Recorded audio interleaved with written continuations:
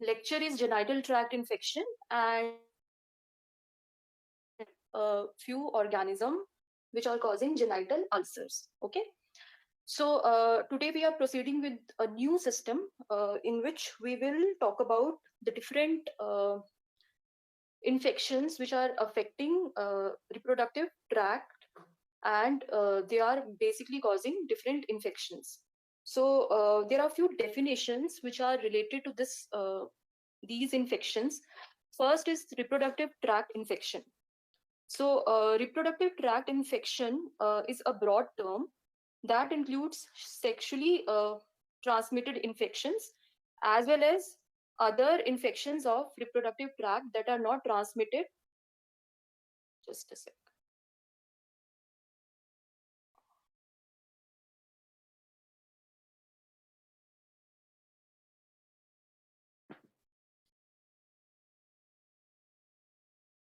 Okay, so these are reproductive tract infection basically consist of infections.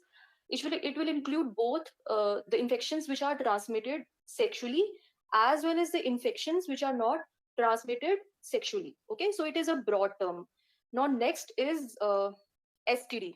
Okay, so it means sexually transmitted disease, and it is caused by microbes that are passed from one person to another through sexual contact.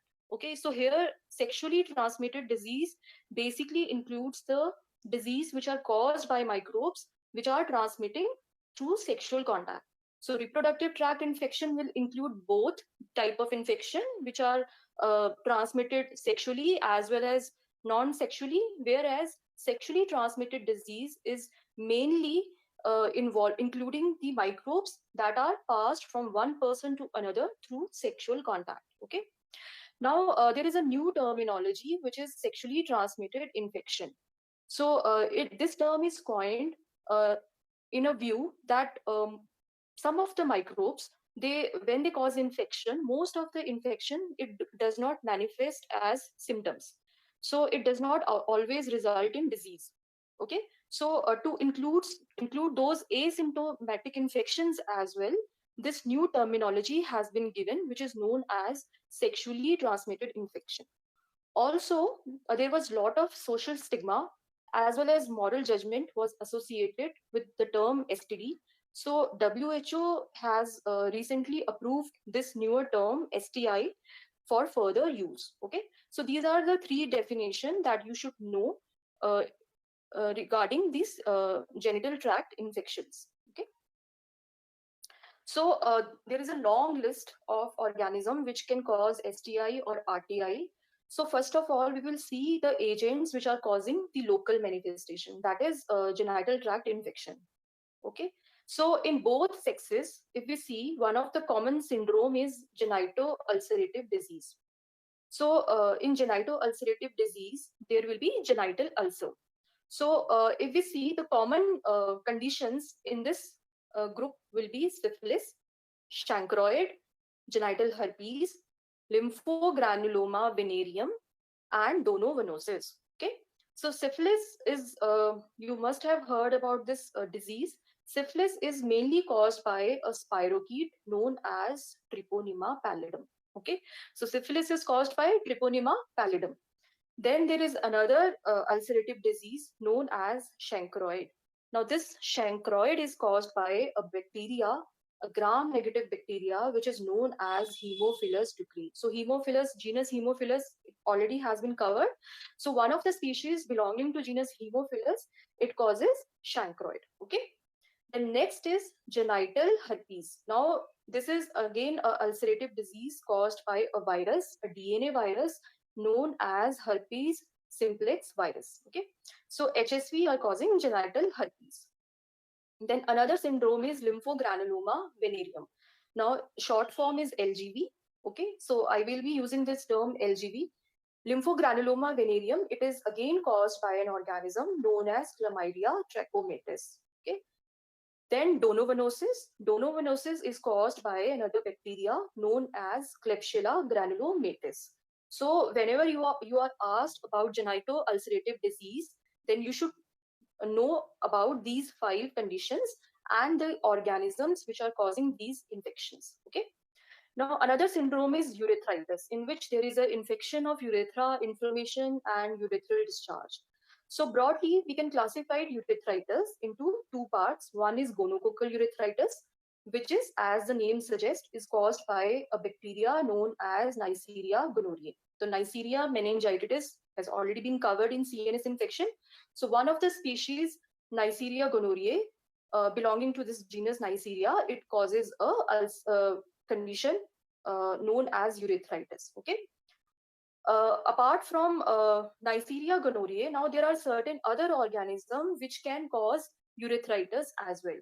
So we say that they are non-gonococcal. They are basically these conditions are basically non-gonococcal urethritis. So urethritis which is not being caused by Neisseria gonorrhoeae. So the list is Chlamydia trachomatis. Then there are certain genital mycoplasmas, then herpes simplex virus, Candida albicans, and parasite, which is a flagellate Trichomonas vaginalis. So these are the organism which causes non-gonococcal urethritis.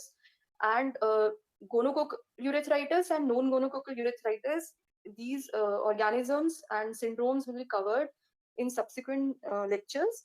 But this is important. Sometimes short note on non-gonococcal urethritis is also being asked. Okay. Now there are certain other infections which can affect both the sexes, like genital tuberculosis, okay, which is caused by Mycobacterium tuberculosis.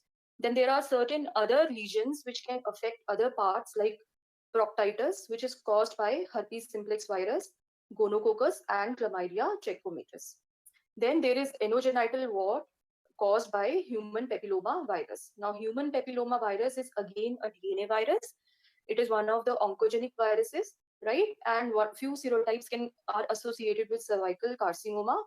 Few serotypes also are associated with anogenital warts. Okay, so these are the genital tract infections which can occur in both the sexes.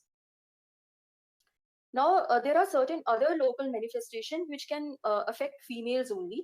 Like there might be infection of vulva or vagina leading to vulvovaginitis. So three syndromes are there, basically bacterial vaginosis. One of the other infection is trichomoniasis caused by Trichomonas vaginalis, and candidiasis caused by Candida albicans. Okay. Now, point to note here, the point to note is like bacterial vaginosis and candidiasis may not be always sexually transmitted. They are basically the result of own endogenous infection. Okay, so bacterial vaginosis and candidiasis is basically a part of a reproductive tract infection, which are not sexually transmitted disease. Basically, they are occurring due to the changes in the flora of vagina. Okay, then there is a mucopurulent cervicitis, which is caused by gonococcus and Chlamydia trachomatis. Then, if the infection spreads further to different parts like tubes, ovaries, fallopian tubes, then further pelvic inflammatory disease might occur, which may present as endometritis, salpingitis, oophorytis, and tubo-ovarian abscesses. Sometimes there might be extension to peritoneum as well, which can lead to peritonitis, pelvic abscess, and perihepatitis. And sometimes iatrogenic infections might occur in which can result after gynecological surgery or after certain instrumentation. So these exogenous iatrogenic infections might occur and may further lead to PID. Then infection during pregnancy might occur, after postpartum might occur. So all these kind of infections are basically occurring in females. Then in males, further prostatitis, epididymitis, and orchitis may occur, right? Then there are certain agents which can be transmitted sexually, okay, but they will produce systemic manifestation rather than local lesions. And you know that HIV, hepatitis B, hepatitis C, they are the viruses which can transmit through sexual contact, okay, but most of the manifestation will be systemic manifestation rather than local lesions. So these were the various infections which are affecting the genital tract. And today we will mainly focus on genito-ulcerative STIs. Okay, so genito-ulcerative STI, as I told you, there are 5 conditions: syphilis, genital herpes, chancroid, lymphogranuloma venereum, and donovanosis. These are the ulcerative sexually transmitted infection. So this table is basically showing the different characteristics of these conditions.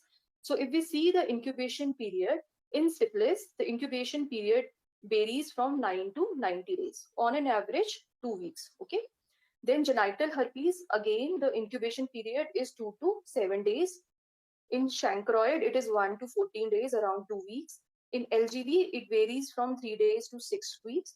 And in donovanosis, again 1 to 4 weeks. It may extend up to 6 months. So there is a variable incubation period for all the conditions. If we see the genital ulcer, right? So one thing we see whether the ulcer is painful or painless, right?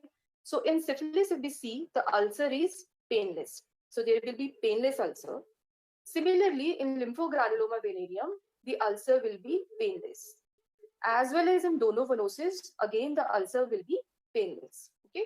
Whereas painful ulcer will be present in genital herpes and chancroid. Right. Now, the ulcer of syphilis is generally single in number. Okay, and it is indurated. Indurated का मतलब होता है it is hard.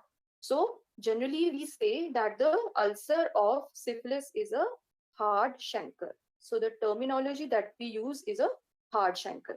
Okay. Then next is genital herpes.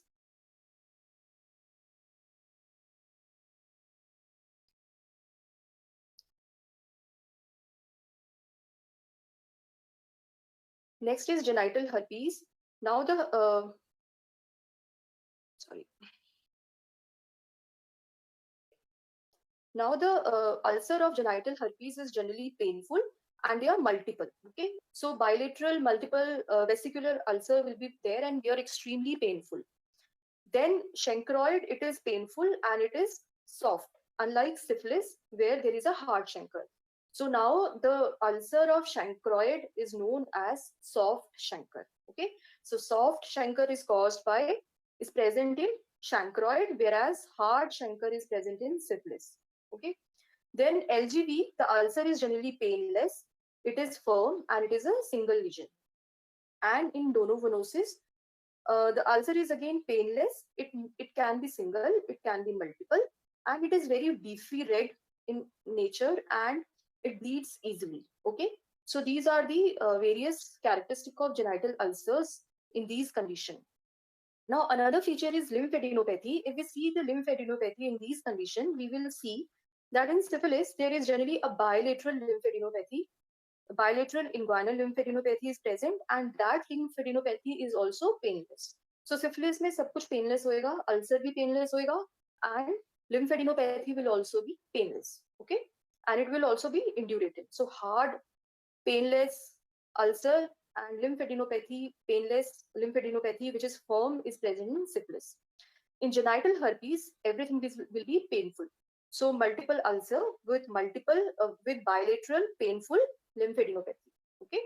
Then in chancroid, again, it is a soft chancre, so it is a painful, and it is also associated with lymphadenopathy, which is basically painful, and it is also soft, and it leads to bubo formation, generally unilateral. Okay. Then in LGV also, it is painful lymphadenopathy. Ulcer was painless, but the lymphadenopathy is painful, soft, and unilateral. Now, one of the important point is in donovanosis, this lymphadenopathy is absent. So beefy red ulcer will be present, which will be painless.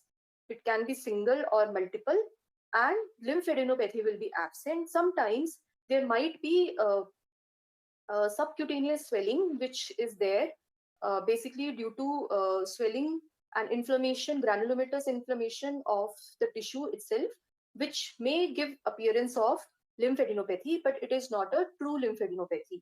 So we say that it is a pseudobubo. So pseudobubos are seen in donovanosis. Okay. Then next is treatment. Treatment in syphilis, we treat the patient with penicillin. In genital herpes, it is acyclovir. In chancroid, we treat the patient with azithromycin. Then in LGV, again, we treat the patients with the antibiotics such as doxycycline. And in donovanosis, we treat the patient with azithromycin. Okay, so this is the table showing different features of different conditions. So we will step by step, we will talk about the different etiological agents and these conditions. So first of all, syphilis. Syphilis is basically defined as a chronic multi-stage sexually transmitted infection caused by a spirochete Treponema pallidum. So one thing to notice is that it is a multi-stage sexually transmitted infections. Okay, and this infections are basically these organism. Treponema pallidum is also known as great imitator because the clinical features in syphilis, they resemble the clinical features of other diseases as well. Okay, so therefore this organism is also known as great imitator. Now Treponema pallidum, it belongs to order Spirochetes, family Spirochetaceae. Okay. Now name pallidum, it refers to its pale staining property because these organisms are very thin, so it is very difficult to stain them with the regular staining methods which are available in lab. Therefore, the name pallidum. It was first discovered by Shordine and Hoffman in 1905. Now, spirochetes, these are basically thin, flexible, elongated, spirally coiled helical bacilli. Spira mean coil and chete meaning hair. So they are very thin bacilli, okay? And most of the spirochetes are saprophytes, but there are three genera which can cause infections in humans. One is Treponema, another one is Borrelia, and the next one is Leptospira. So Leptospira and Borrelia, it has been covered. So today we will talking about Treponema, okay? So generally these spirochetes are described as a gram-negative bacteria, okay? But their cell wall, it differs from other gram-negative bacteria because it possesses a flagella which is present inside the organism, and these flagella are known as endoflagella. Okay, so presence of endoflagella is one of the characteristic of these spirochetes, right? So presence of these endoflagella, they are responsible for various type of motility of spirochetes. It can impart flexion extension type movement. The organism can rotate around its longitudinal axis, which is known as corkscrew motility. Again, it is a MCQ question. And another one is translatory type motility, in which organism moves in a straight line. So this is a picture, not a very clear picture, but you can see that this is the flagella which is present inside, in between the peptidoglycan layer and the outer membrane. Okay, so it is not arriving outside as an appendage. It is present inside the organism, and it is a endoflagella. Okay, so it is just to recapitulate between the structures, morphology of different genera. So Borrelia has already been covered. So here you can see that Borrelia is a larger in size as compared to Treponema and Leptospira, and the curves are also, the coils are also diffuse. Okay. So can anyone tell me the species of Borrelia? Borrelia की species क्या cause करता है Borrelia? Anyone?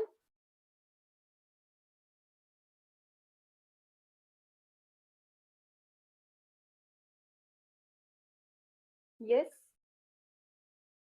Blood में आपको पढ़ाया होगा Borrelia क्या cause करता है. What is Lyme's disease?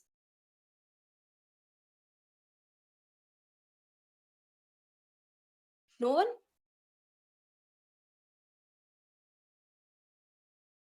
Okay, very good. Mohit, Mahika have answered. It causes relapsing fever. Very good. It can be louse-bone relapsing fever caused by Borrelia recurrentis. Then a few students like Vanshika, Kartike, they have answered Borrelia burgdorferi. Very good. Lyme's disease cause karta hai. And there are certain other tick-borne relapsing fever also. Few species like Datoni, they can also cause relapsing fever, right? So Borrelia, okay. So these are the various infections. Quantana is not a Borrelia. It is not the species of Borrelia. Quintana is a species of Bartonella. Okay. Other species, basically the main species is Borrelia recurrentis and Burgdorferi. Then Treponema, here you can see it is around 6 to 10 micrometer, 20 micrometer in length, and the coils are tightly packed as compared to Borrelia. Okay. And Leptospira, here you can see that the coils are extremely tightly packed as compared to Treponema and Borrelia, and there is a characteristic hooked ends in Leptospira. Okay, so these all organisms, they are spirochetes, but they have different, they belong to different genera. They have certain similarities in their morphology, but the species, the genera, and the clinical implications are totally different. So I hope you know about Leptospira. So I will not go into that, but please read about Leptospira as well.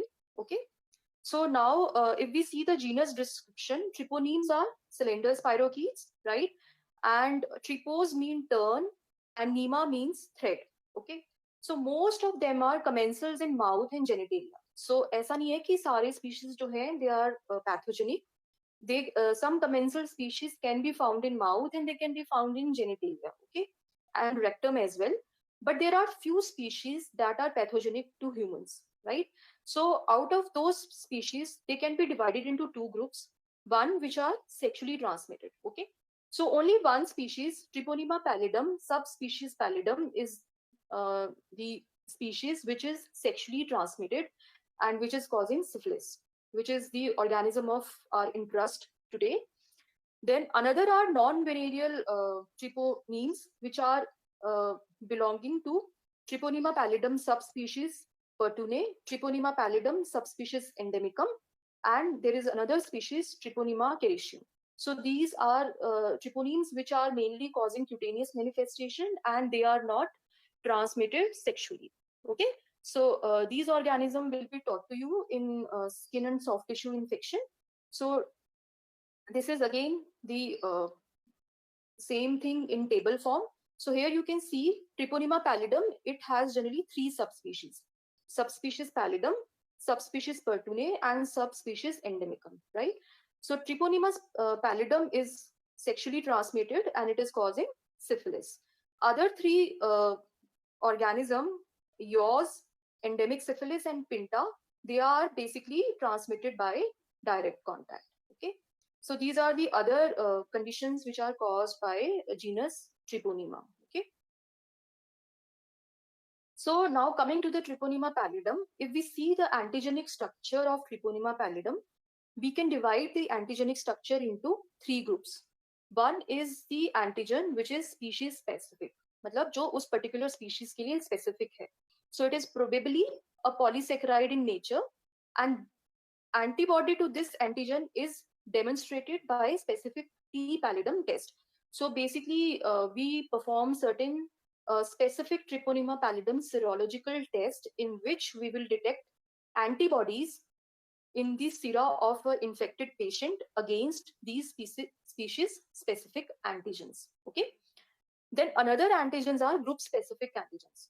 So these group specific antigens are basically found in Treponema pallidum, as well as they are also present in certain other non-pathogenic treponemes like Rita treponeme. Okay, Rita treponeme was first thought to be a strain of Treponema pallidum.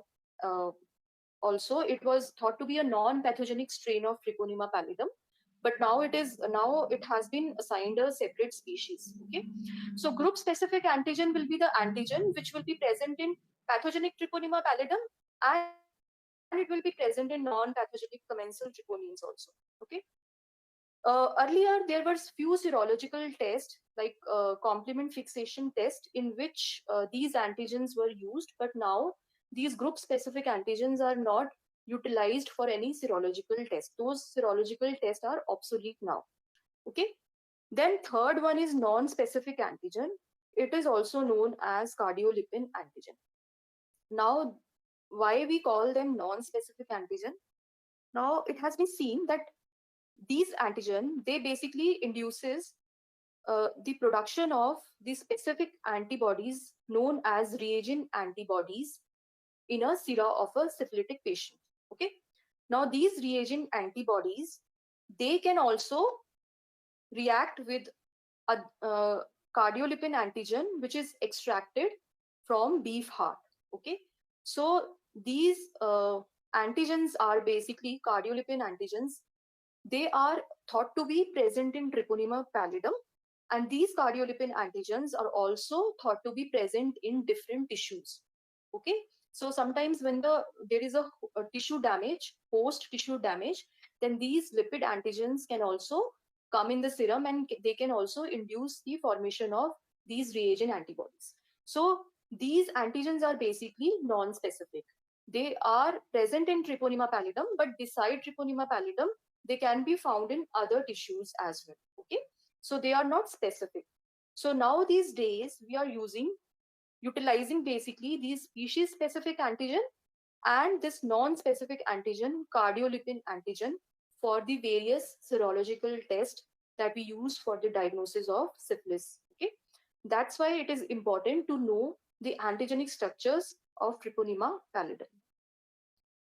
Now coming to the pathogenesis, if we see the natural infection is only occurring in man, the mode of transmission primarily is venereal through sexual contact, but sometimes transplacental mother to child transmission can also occur.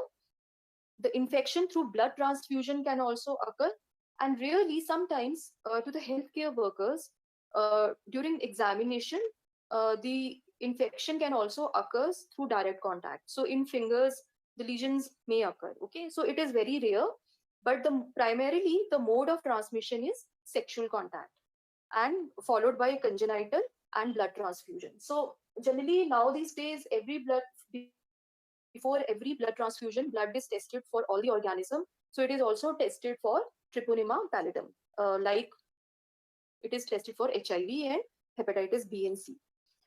Then Treponema pallidum, it penetrates through mucosa or abraided skin. Okay, then it will enter lymphatics, and it will further through hematogenous spread, it will cause systemic infection. Okay, so incubation period is variable, and it is inversely proportional to the number of organisms which are inoculated. Okay, then there is a clinical manifestation of syphilis. If we see, then 30% of persons who have sexual exposure with an infected partner, they will develop syphilis. Then clinically, patients suffering from syphilis pass through 4 stages if left untreated.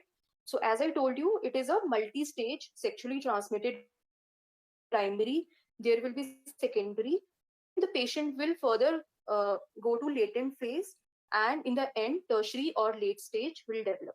Okay, and if the infection is being transmitted vertically, newborn babies will develop genital form of syphilis.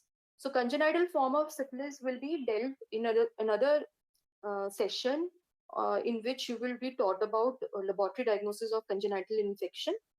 So first of all, primary syphilis. So as I told you, infection will spread through sexual contact. Okay, so the organism will first invade through mucosa or abraided skin, and the first lesion that will appear after the incubation period is primary chancre. Okay, so I have already told you this is a single painless papule, ulcerated and indurated. It is covered by thick exudate, which is rich in spirochetes. Common sites are penis, cervix, or labia. And this chancre, this hard chancre, it will heal within 4 to 6 weeks. Okay, so there is a spontaneous healing of this chancre within 4 to 6 weeks. Then it is also associated with a painless, firm, non-suppurative, often bilateral lymphadenopathy, and which can persist for months. Okay, since the ulcer is painless and it heals within 4 to 6 weeks, sometimes it may get unnoticed by the patient. Okay, so sometimes patient may not notice the features of primary syphilis, and he or she might present with the features of secondary syphilis, uh, with the clinical features of secondary syphilis. So secondary syphilis, it develops after 6 to 12 weeks after the healing of primary syphilis. Okay, so primary lesion will heal, and after 6 to 12 weeks, patient will develop secondary syphilis. Now, there are three main clinical manifestations in secondary syphilis. One is the skin rash, which will mainly affect the palms and soles. Okay.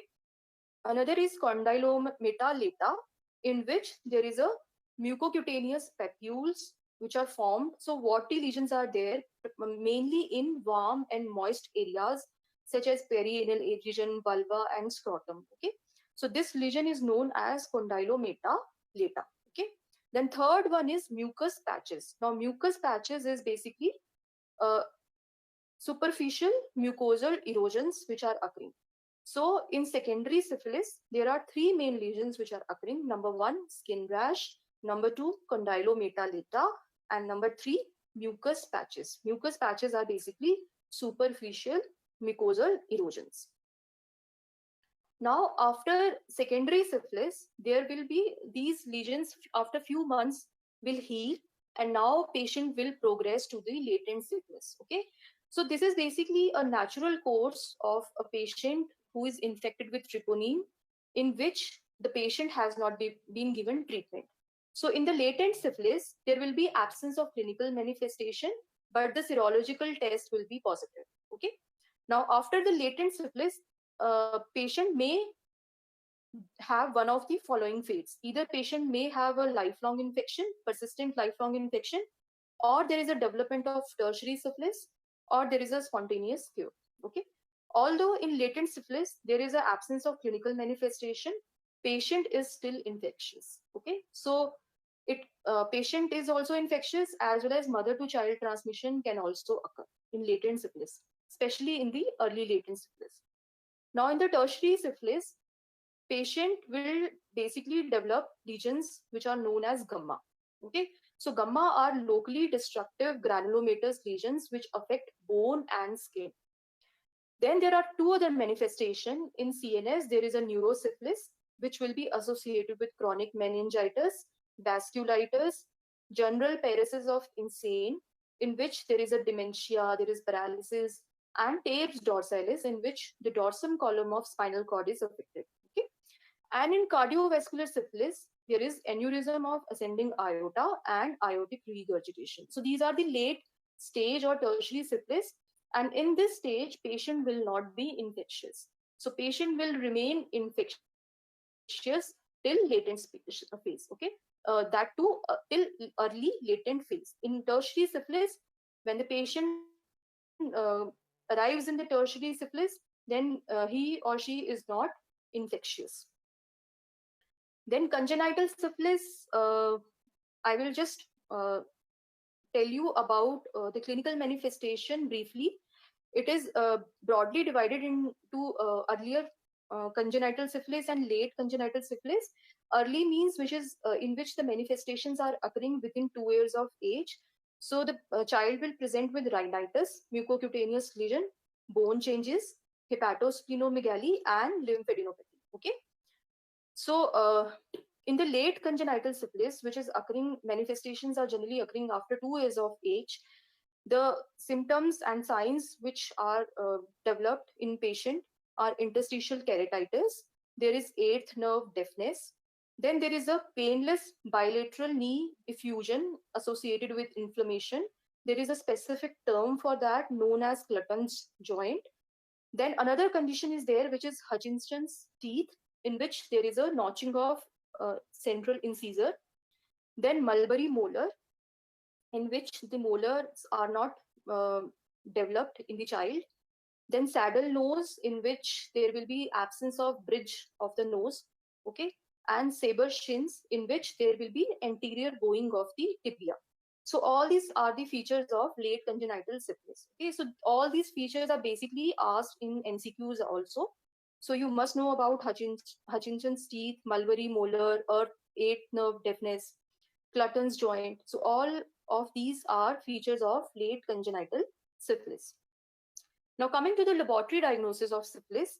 Now laboratory diagnosis of syphilis is very important for the exam point of view, as well as for the clinical practice as well. And it is also one of the important question which is asked in exam as a long note or a short note. So the laboratory diagnosis of syphilis can be done by microscopy. Okay, it can be done by microscopy, by dark ground microscopy, then by direct immunofluorescent staining for Treponema pallidum, also known as DFA-TP. Then there are some silver staining methods also, like Leverity stain, which is generally performed for tissue section, and Fontana stain, which is performed for smear from exudates. Okay, so we can have a tissue section also, we can take exudate also. So likewise, we can perform silver impregnation methods. Then coming to the culture, this organism, Treponema pallidum, is basically not cultivable. You cannot grow it on artificial medium. However, few pathogens of Treponema pallidum, such as Nichols strain, they have been maintained in rabbit testis. Okay, so serial inoculation and passage has been done, and these strains have been maintained in rabbit testis. But apart from susceptible animals, this organism cannot grow on artificial culture media. Okay, since this organism cannot grow in artificial culture media, so serology is one of the mainstay of diagnosis for the infection. So if we are detecting antibodies, okay. So for antibodies, we need antigens. Okay, so as I have already told you, we are basically utilizing two type of antigens for these tests for the detection of antibody. One is non-treponemal or non-specific antigens which we are using. Okay, cardiolipin antigen. So non-treponemal tests are there which are detecting cardiolipin antigen, and specific treponemal tests are there which are detecting the specific species specific Treponema pallidum antigen. So serological tests are divided into two groups. Then another method is molecular method, in which we are performing PCR and we are detecting the organism. So if we see the serological test for syphilis, the list is long. Non-treponemal test will include VDRL test, which is Venereal Disease Research Laboratory test. Okay. Then RPR test, which is Rapid Plasma Reagent test. Third is TRUST, Toluidine Red Unheated Serum test. And fourth is USR, Unheated Serum Reagent test. Okay. So in labs, basically VDR and RPR tests are commonly used. So I will be talking about these tests in detail. Then in specific treponemal test, we can do Treponema pallidum immobilization test. Then fluorescent treponemal antibody absorption test, also known as FTA-ABS. Then other tests are TPHA, Treponema pallidum heme agglutination test, and Treponema pallidum particle agglutinations test. Okay, so TPI, FTA-ABS, TPHA, and TPPA. These tests are basically specific tests for treponemes. These are treponemal tests which are detecting specific Treponemal pallidum antigen. Okay. Beside this, we have other tests such as enzyme immunoassay and chemiluminescence immunoassay that are also detecting the antibodies against these antigen. Then Western blot technique is also there. And now there are certain rapid tests also are there, which are basically immunochromatographic tests, which can detect treponemal antibodies also. Then there are certain rapid tests which can simultaneously detect treponemal as well as non-treponemal antibodies. Then certain rapid tests are there which can detect antibodies simultaneously against HIV and syphilis. So dual HIV and syphilis tests are commercially available. Okay. So mainly the serological test is mainly focused on non-treponemal and specific treponemal test. So coming to the direct microscopy, it is a very simple rapid method for the detection of live treponeme in clinical sample. So basically we are detecting live treponemes, okay? Because treponemes are very thin, you cannot stain them and you cannot visualize them with the regular staining method. So we basically visualize them by the use of dark field or dark ground microscopy, okay? So in this, the sensitivity of this method is around 80% when the suspension contains around 10 to the power 4 spirochetes per ml. Okay, and A positive result is an almost certain diagnosis of syphilis if the patient has also corresponding clinical history. Okay. So what is the dark field microscopy? This is the bright field microscopy in which the light passes through condenser, then through specimen and through objective lens. Okay. But in dark field microscopy, what we do, we basically place a opaque disc below the condenser. Okay. So the light which is passing through condenser, it will not be able to pass through this opaque disc. Okay. So finally the light after condenser, when it is reaching the specimen, it will reach in such a way that only scattered light from the specimen will be able to reach the objective lens. Okay. So light from the background, जैसे कि bright field में हो रहा है, background से भी light जा रही है ऑब्जेक्टिव लेंस में. So unlike bright field, dark field में the light from background which is reflected will not reach the objective lens. Only the light which is scattered from the specimen will reach the objective lens, due to which the specimen will be bright, will be visualized as a bright object, whereas the background will be dark. Okay. So the ideal specimen is the serous fluid that is rich in P. pallidum, and multiple specimen has to be checked before reporting it negative. It is not recommended for oral lesions because in oral lesions there are other non-pathogenic treponemes also. So sometimes we might get confused with them with the pathogenic treponemes. So when we are collecting specimen from the genital ulcer, we just have to remove any scab or crust which is covering the lesion, and we compress the base of accumulation of tissue fluid. And we will apply the glass slide on the oozing lesion, and then we will place the cover slip and examine the slide immediately. Okay, because we want to of this, if they see the motility, or there is a delay in examining this slide, the treponemes may lose its motility, so it will not help. Okay, therefore the slide should be examined immediately. So reading will be, this is the picture showing dark field microscopy. The picture, the findings of dark green microscopy. Here you can see black background, and here you can see the brightly illuminated treponemes are there. Okay. So when we observe them,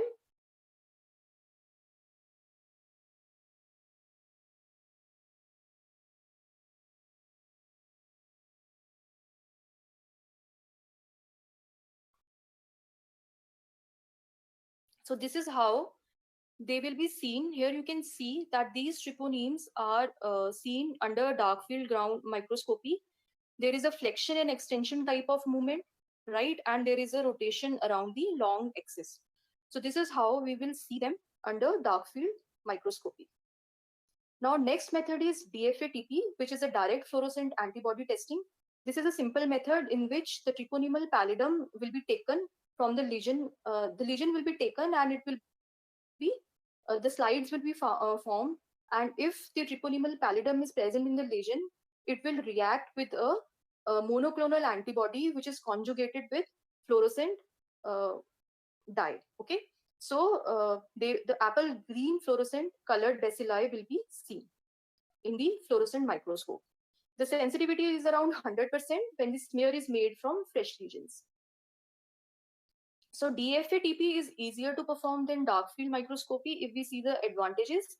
And since the antigen is detected, it does not require the presence of motile treponemes. Okay, it is more specific, false positivity rate is low, and it is also suitable for the examination of specimen from the oral or the rectal lesions, because we are using specific monoclonal antibodies against Treponema pallidum. Okay, but the disadvantage is it is technically very complex. Experts are required. It requires fluorescent microscope and also limited availability of antibody conjugates. So it is expensive. Now next are the silver impregnation methods. It is just a simple staining method in which we are using silver nitrate. Basically, troponins, they convert silver nitrate into metallic silver, which get precipitated, and it will increase the thickness of the spirochetes. So we can see them, we can visualize them. So for the tissue section, we use Leverity stain, and for exudate, we use Fontana stain. Then cultivation, I have told you, it is not possible. They do not grow in artificial media. Nicole strain is maintained in rabbit testis through serial subcultivation. Cultivable strains are basically non-pathogenic troponins, which show morphological and antigenic similarities with T. pallidum. For example, Reiter strain, which was widely used for group-specific troponimal test for the diagnosis of syphilis. Okay, and these Reiter strain, they grow well in thioglycolate medium containing serum. Okay, now this Reiter strain, the species is Treponema fegedenis. Okay, but otherwise, the pathogenic Treponema pallidum, we cannot grow on artificial culture media such as blood agar, McConkey, or any other artificial culture media. So now, before proceeding to serological test, let's see what is the humoral immune response in syphilis. So here you can see two type of graph. The first graph is showing the uh, rising titer of treponemal antibodies. Okay, so treponemal antibodies will be the first antibodies to appear. They will appear after 2 weeks, and then they will reach the peak during early syphilis, during primary and secondary syphilis. And here you can notice that they persist throughout. So they will persist during the latent syphilis, they will persist through late syphilis. And even if you are treating the patient, the titers are not lowering down. So the titer of treponemal antibodies, they persist for life, and they remain there even if you treat the patient. Okay, but the antibodies which are against non-treponemal antigen, that is cardiolipin antigen, it will appear late at around 4 weeks. Again, it will reach the peak at early syphilis, and then it will slightly decrease during latent syphilis and late syphilis. Okay, if the patient is not treated.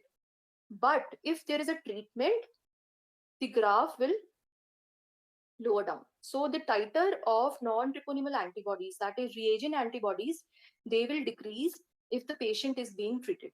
But the antibodies against the treponemal antibodies, treponemal specific antigen, they persist throughout the life. Okay. Now treponemal antibodies, initially they are of IgM types, and later they become IgG, like it happens in every infection. And non-treponemal antibodies, that is reagent antibodies, they are generally of IgG type. They are rarely of IgM type. Okay. So these are the differences between treponemal and non-treponemal antibodies. So non-treponemal tests are basically the tests which are detecting non-specific antibodies known as reagent antibodies in the sera of syphilitic patient. And for that, we are using cardiolipin antigen. Now, this cardiolipin antigen is chemically a diphosphatidyl glycerol. Okay, so it is a lipid antigen, and these reagent antibodies are generally IgG type. Rarely they are of IgM type. Now, the 4 tests that are mainly used are VDRL, RPR, TRUST, and USR. Okay, so first of all, VDRL. VDRL is a non-treponemal test. It is a slide flocculation test. So you must be remembering from your chapter from antigen antibody reaction that there is a type of a reaction which is known as flocculation test. Okay, so in the flocculation test, when there is a precipitation, then there is a formation of floccules. So these are basically clumps which are floating on the surface. They are woolly clumps that floats on the surface. They do not settle down. So they are known as floccules. So these non-treponemal tests that we use for the diagnosis of syphilis, they are generally flocculation tests. And we are performing them on the slide. So it is a slide flocculation test. So VDRL is, again, there is a question that VDRL is a slide flocculation test. It detects the presence of non-specific anticardiolipin antibody in the serum. Now, the sample that we use for the detection of these antibodies, it is either serum or CSF. Okay. Now, to use the serum, first we have to heat inactivate the serum. So it is one of the important steps for the performance of VDRL. that we collect the serum and we heat inactivate it. How do we heat inactivate it? We heat the serum at 56 degree for 30 minutes. The purpose of heat inactivation is to remove certain non-specific inhibitors in the serum that may interfere with the reaction. For example, complement. Okay, so heat inactivation is necessary, is a must step for the VDRL.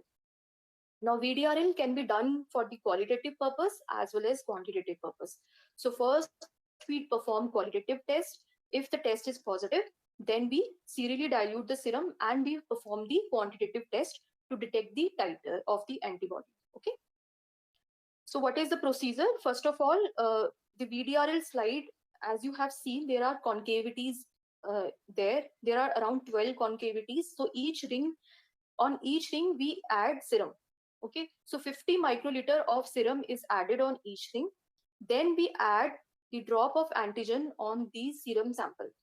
So then we will rotate the slide on a VDRL rotator for 4 minutes at 180 RPM. So these conditions are basically standard conditions. So we have to rotate the slide for 4 minutes at 180 RPM.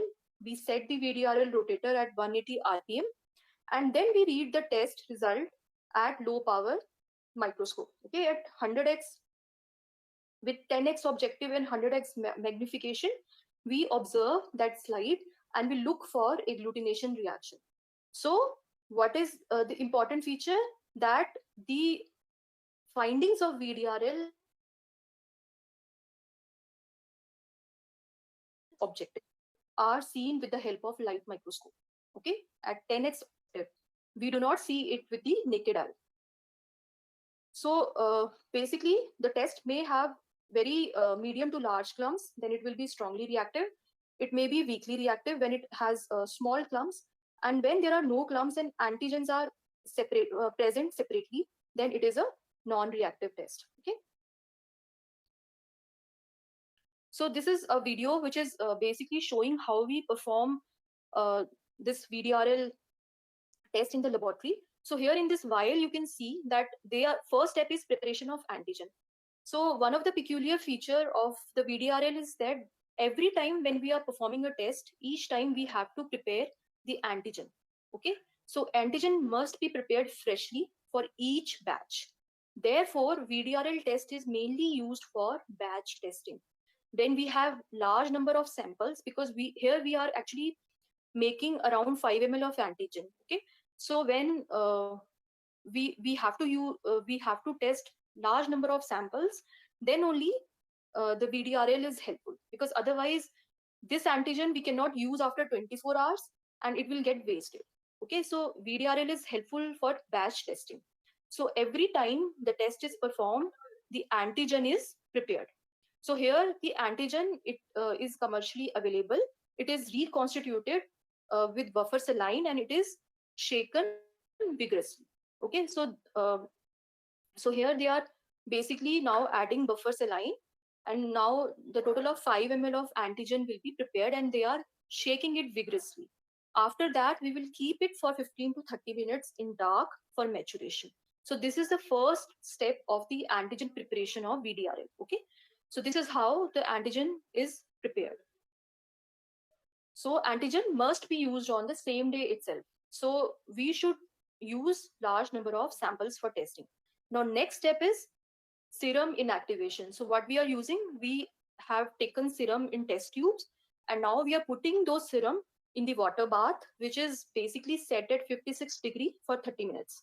So for 30 minutes, we will keep the serum in the water bath, and after 30 minutes, we will take it out. So now the serum inactivation, heat inactivation has been done. Now the next step is what we will do with the help of pipette.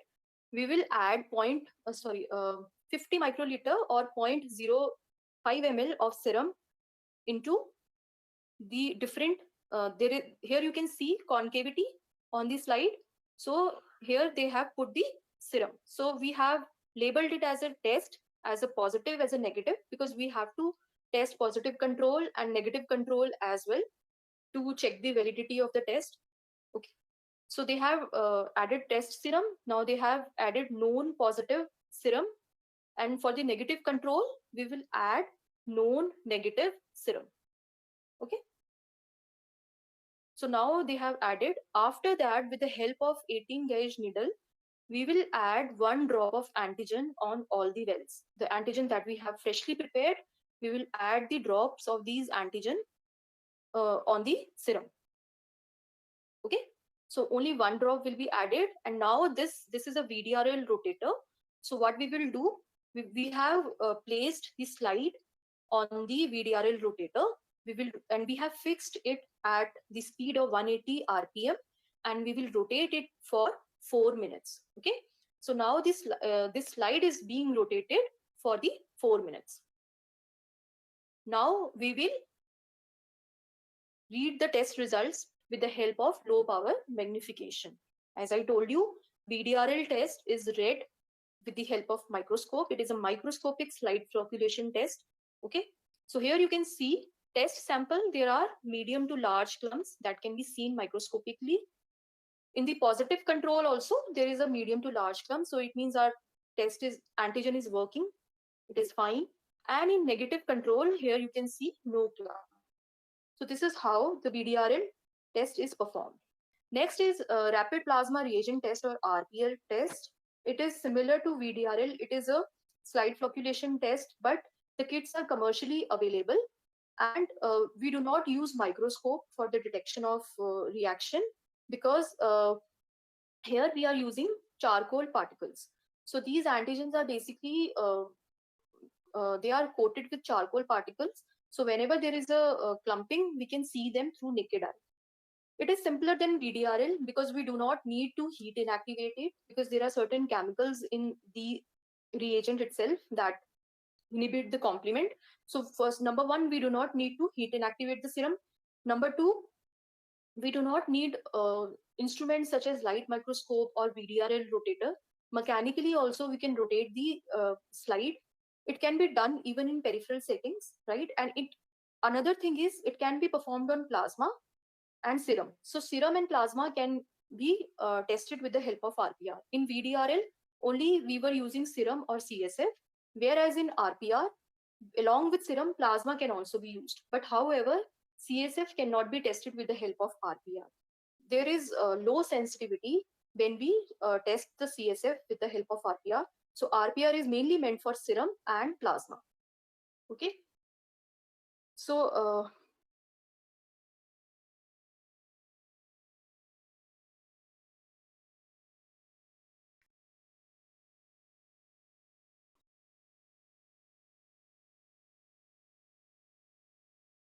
So this is the RPR test. Again, it is a commercially available test.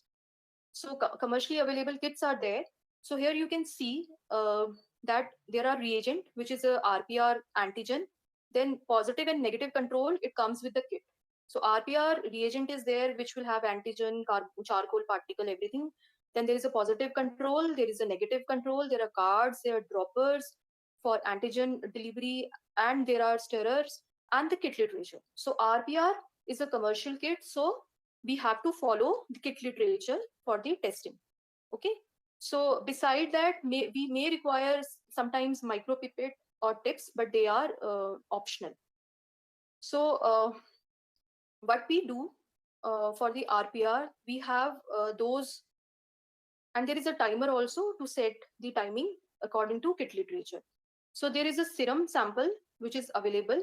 So we have labeled the cards which are available as positive control, negative control. Here we are testing two samples that we have labeled as S1 and S2. So in the positive control, we have put a drop of positive sample, known positive sample. In the negative control, we have put a drop of known negative sample, right? Then in the other wells sample, we have put in the S1 we have put sample, and in S2 again we have put the sample. Okay. So now the next step is we are adding antigen. So here you can see it is slightly gray to black in color because of the charcoal particles. So we have added 1 drop of antigen on the all the wells. Okay. Now we will mix it uniformly with the stirrer. So for each well, we will use different stirrer so that mixing does not occur, cross mixing does not occur. So we are using different stirrers for different wells. Okay.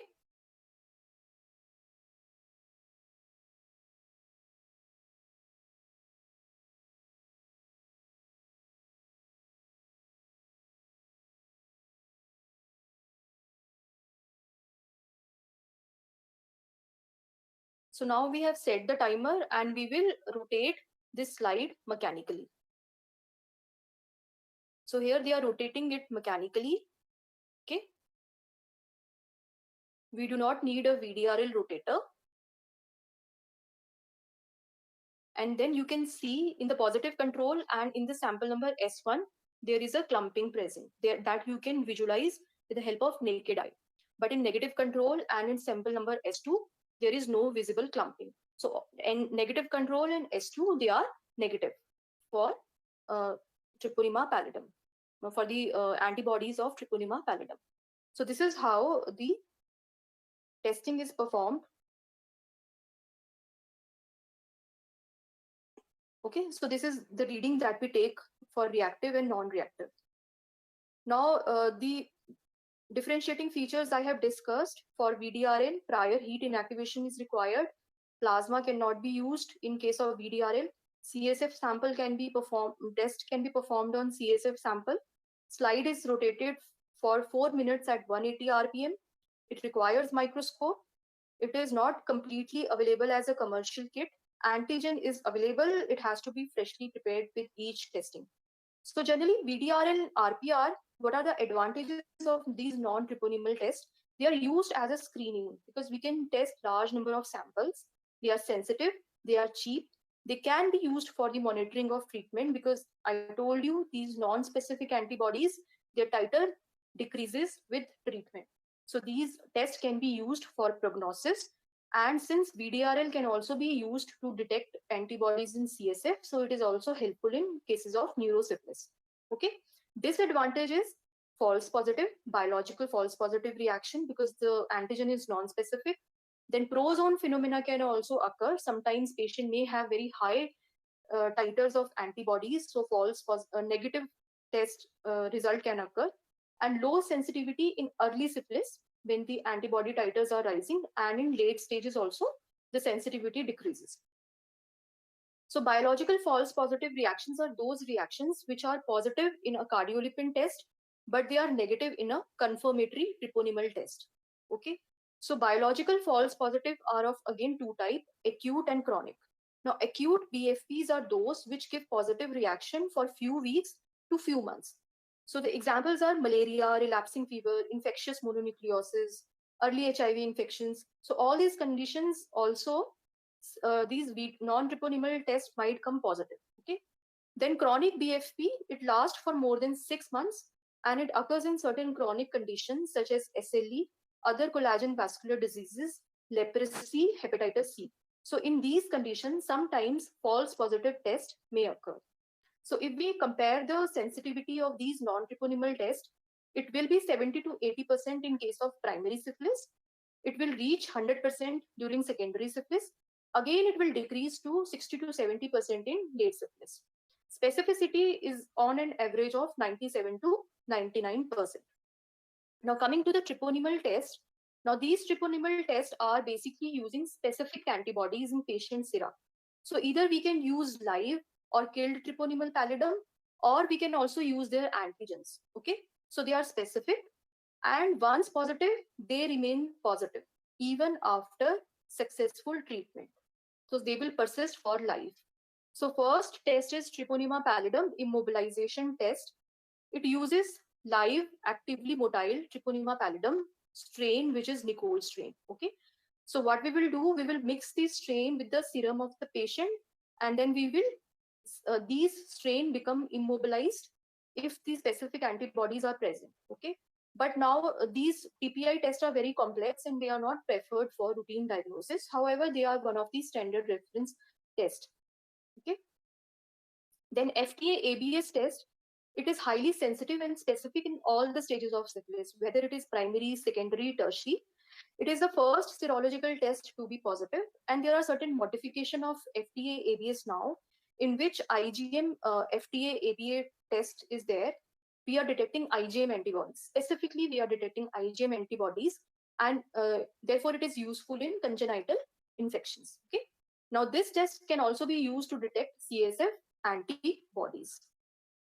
So what we are doing, we are basically, first of all, treating the patient serum with the solution of retrotroponin so that the group specific antibodies will get removed. Now, we will make this slide with acetone fixed killed Treponema pallidum, and we will add the serum on this slide. Okay. Then we will incubate it, and then we will add the secondary antibodies, which is fluorescent conjugated anti-human immunoglobulin, and we will see it with the help of fluorescent microscope.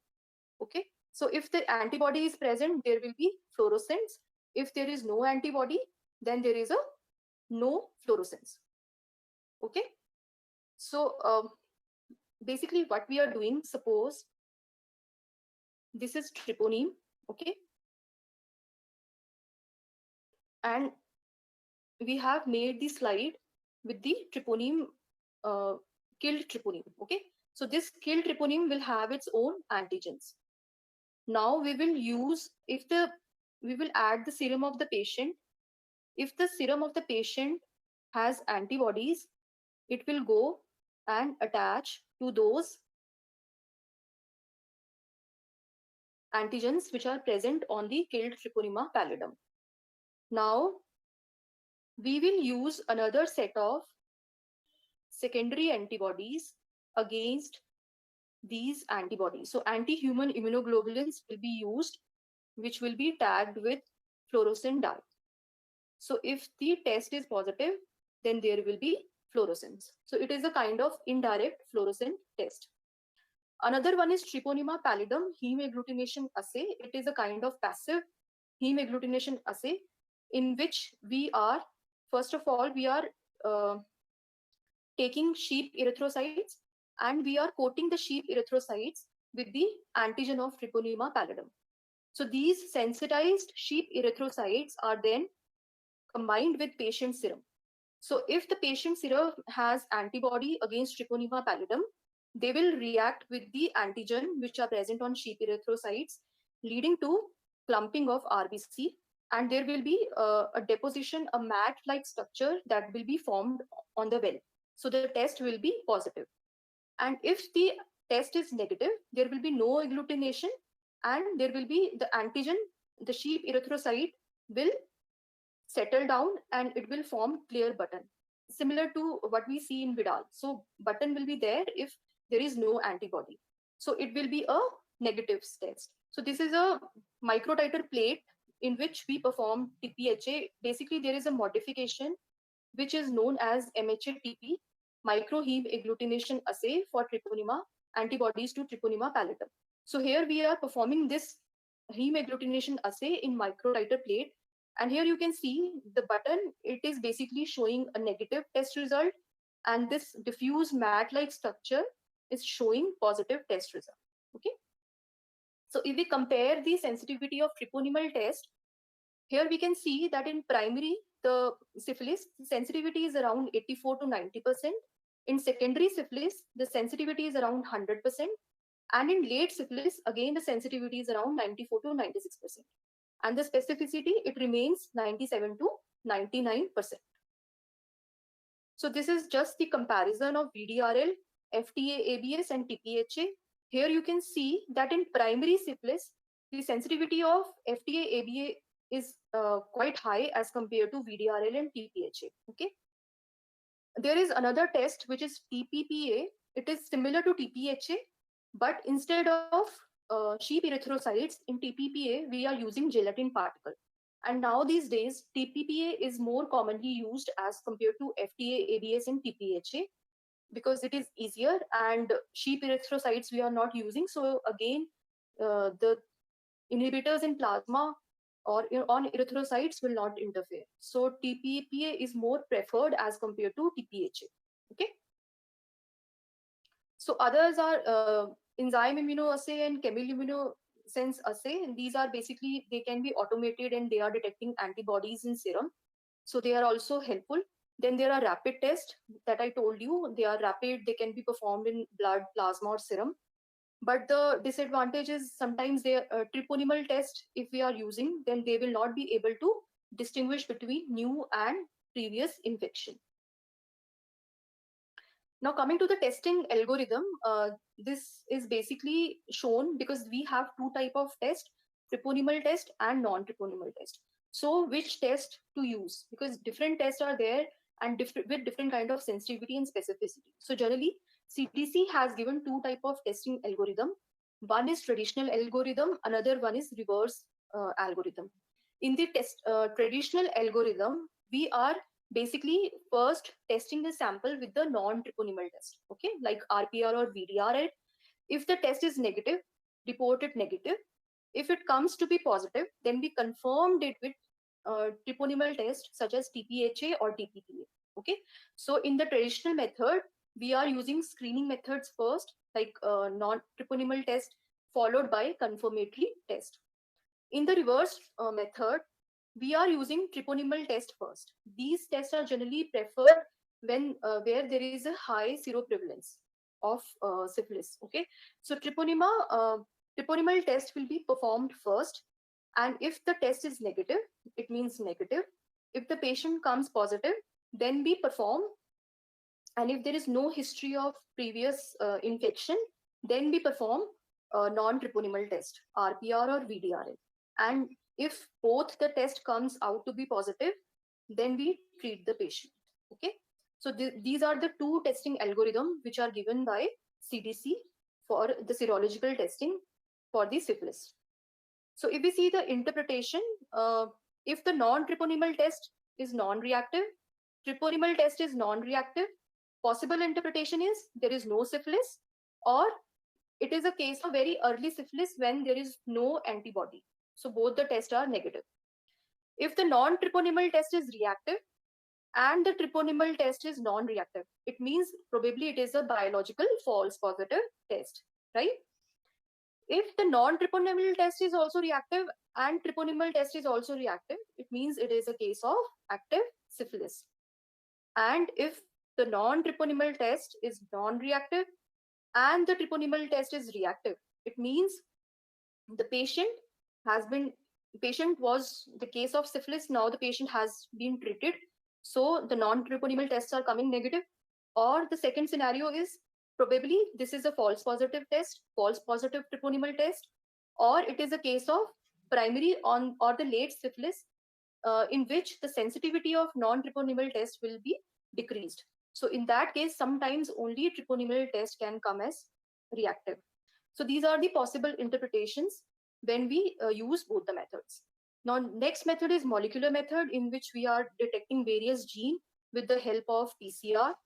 Now, syphilis and HIV, they both affect each other pathogenesis, because genital syphilis, it facilitates the transmission of HIV through aerated mucosa. Okay, so also the immunity, there is a rapid deterioration of immunity in HIV, so there is a rapid progression to late stages of syphilis and neurological involvement.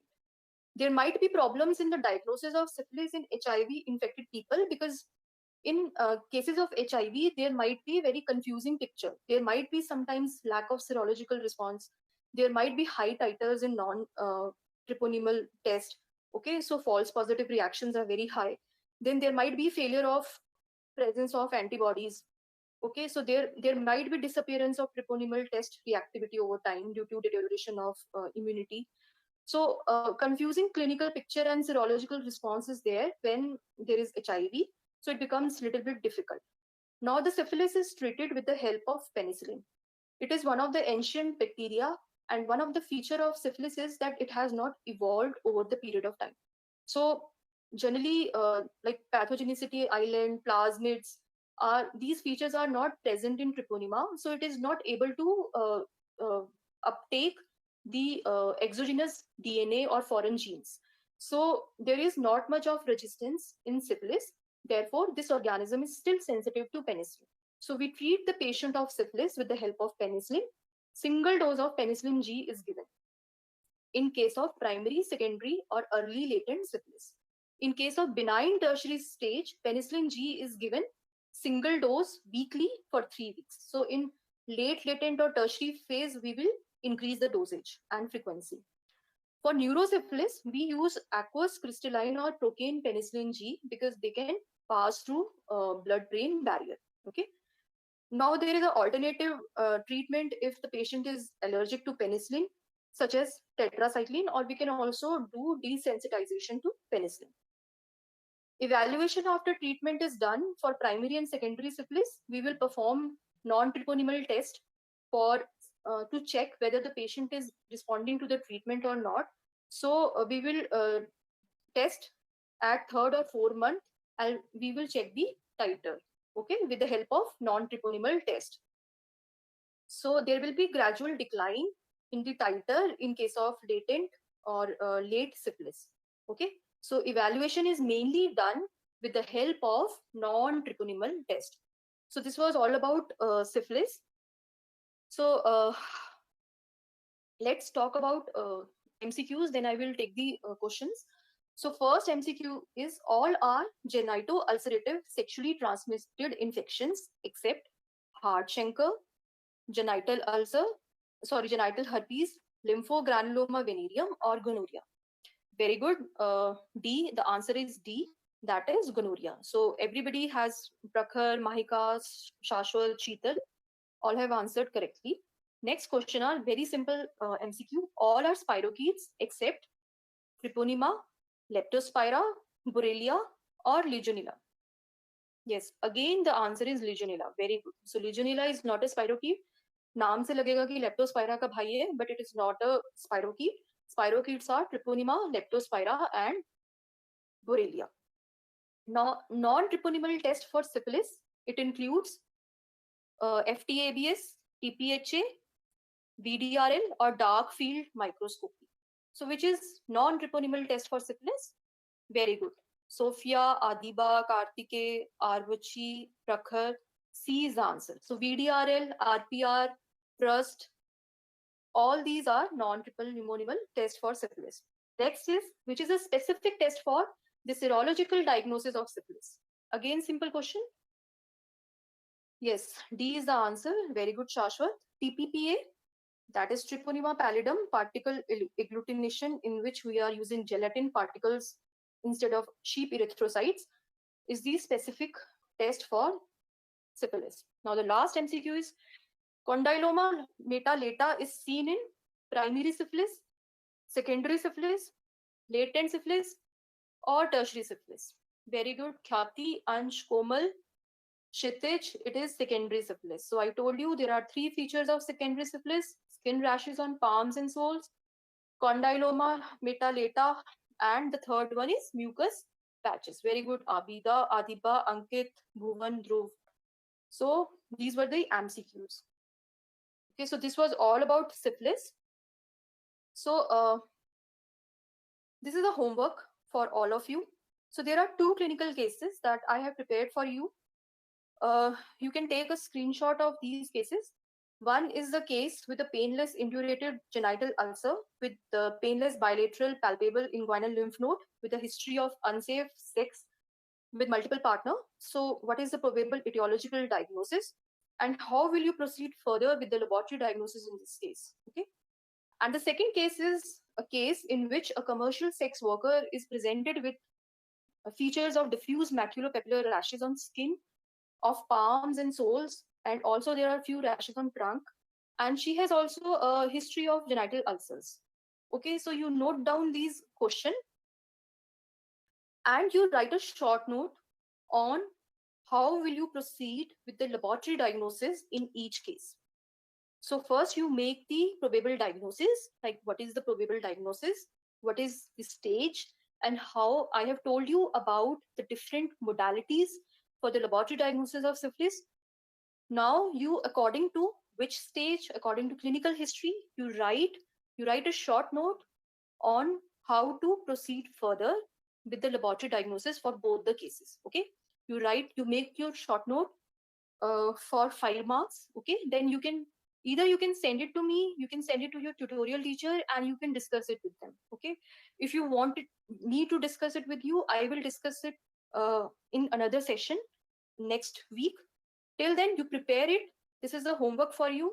Okay, it should be a short note for around 5 marks. You should not just write the points, you should elaborate them, you should be able to elaborate them, and you should be able to give reason why you are using particular test for particular case. Okay, so now I will take the questions. Okay, secondary syphilis, I will show it again.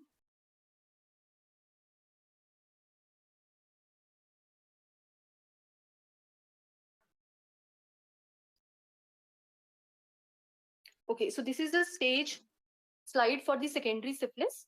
Okay, secondary syphilis is basically occurring when the primary lesion has healed after 6 to 12 weeks. So for you, there are three important features which are there. Skin rashes on palms and soles mainly, but it can occur anywhere else also. Trunk, sometimes lesions are also present on trunk. Then watery lesions are there, condylometalata and mucus patches in which there is a superficial mucosal erosion. So there are different pictures. It is given in your books as well. So these are the features of secondary syphilis. Okay. So any other question? Let me check.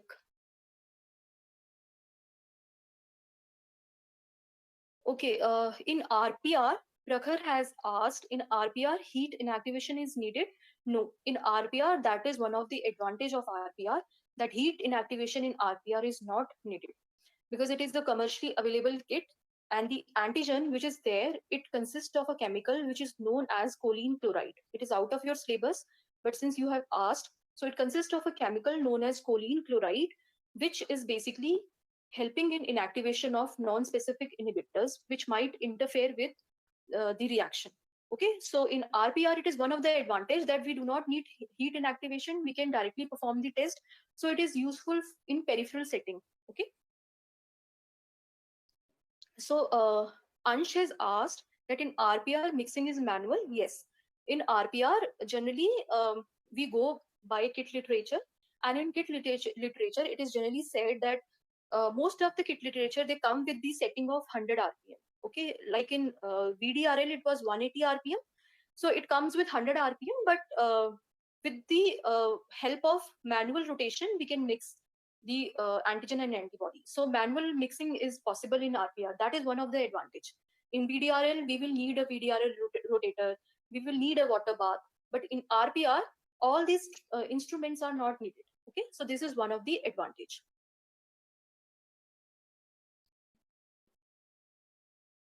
Okay, so there is one other question. Prozone phenomena, right? Prozone phenomena, Adiba has asked, it must have been told you during your lecture in immunity, like whenever there is a antibody antigen reaction, there is a graph, right? First, in the first half, there is a antibody axis, sorry, in antigen axis. In the second half, there is a zone of equivalence where the concentration of antigen and antibody should be optimum. Then only the reaction will take place. Okay, in prozone phenomena there is a antibody axis. So in any case, if the antigen is in axis or in antibody is in axis, in both the cases the typical agglutination or precipitation reaction will not take place. So in prozone phenomena there is a antibody axis. Okay, so what happens sometime, like in cases of secondary syphilis, as I told you, the titers are very high. The antibody titers have reached peak. So titers are very high. So it is very difficult.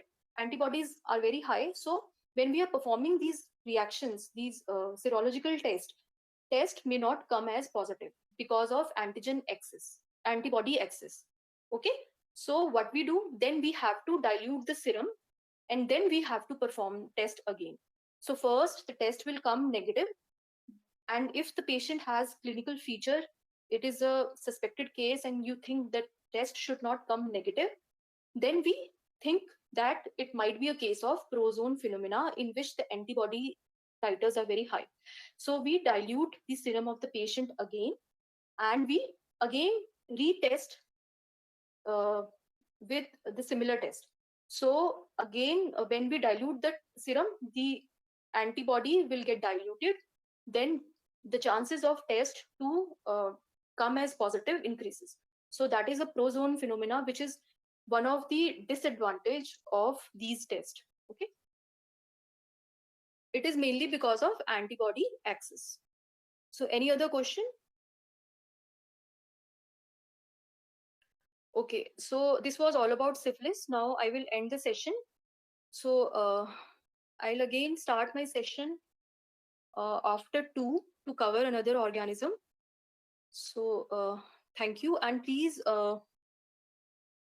do your homework. Please make the short notes on those cases that I have given to you. Okay.